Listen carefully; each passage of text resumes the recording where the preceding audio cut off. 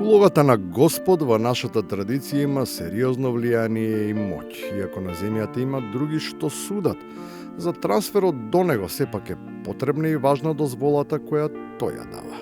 А секогаш се јавува спор околу толкувањето за начинот на кој тој треба да одлучува врз база на сторените гревови.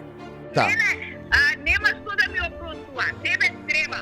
Тебе нема што да ти опрости, па колку фамилии имаш да црнето бе? Колку фамилии имаш, сите обвиненија ти се паднати? Нема да ти опростува Господ. Со толку луѓе што си ги... И ја барам опрост, не се секирай ти за мене. Не се секирай ти за мене. Хок штапленке! Но додека да биде донесена Божјата одлука, мора да се спроведе правдата меѓу луѓето. Таа која со општествен договор им е префрлена на лица кои мериторно решаваат во нивно име.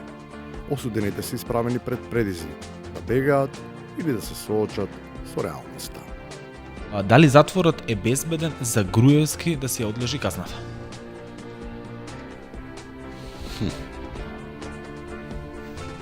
Не знам дали е безбеден. Искрено. Искрено ти велам, не сум баш уверен дека е безбеден. Некои други, за кои засега нема процеса, камоли одлука, имаат малку искуство во тој систем, па затоа и ако хипотетички се предпоставува дека опасноста би била исклучително мала, може би и поради фактот дека бројот на другарчиња кои добиваат сместување таму постојано се зголемува. Ако утреден биде Заев осуден, за него безбедно е? Исто мислам дека ама со многу помалку ризик би бил Заев, затоа што за жал кај Груевски, знаеш што е разликата? Не, смеј се. Господ не е толку ограничен и нему не треба да му се молат само сторителите на злодела, туку кога тој дели рамноправно и на сите подеднакво. А бидејќи луѓето не го знаат распоредот, им се случува да грешат во претпоставките за тоа кого тој, преку неговите посредници, наградува.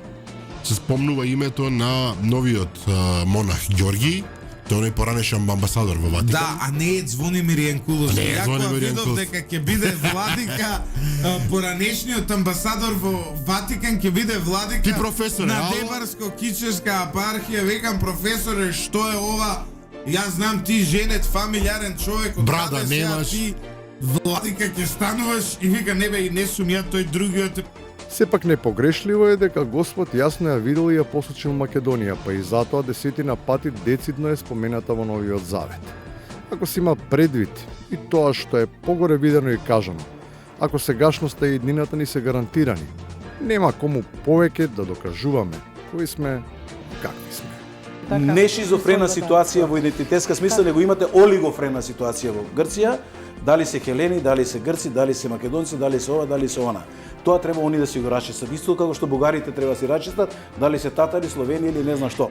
И на крајот, кога се е веќе расчистено, единствената дилема е дали Господ евентуално може да се смилува и во пристојна перспектива да исполни барем една желба. Сметам дека нашата држава заслужува еден честен човек, еден искрен човек, еден човек кој што има сериозен бекграунд и животно искуство, и научно искуство во секој сегмент, нели? Исполнет во секој сегмент, да конечно добие еден председател кој што толикува да биде го заслужува Република Македонија. Амбициите се едно, реалноста е сосема друго. Иако не би било чудно во системот кој е отворен како армоника, до функција да дојде и некој што барем уме да свири.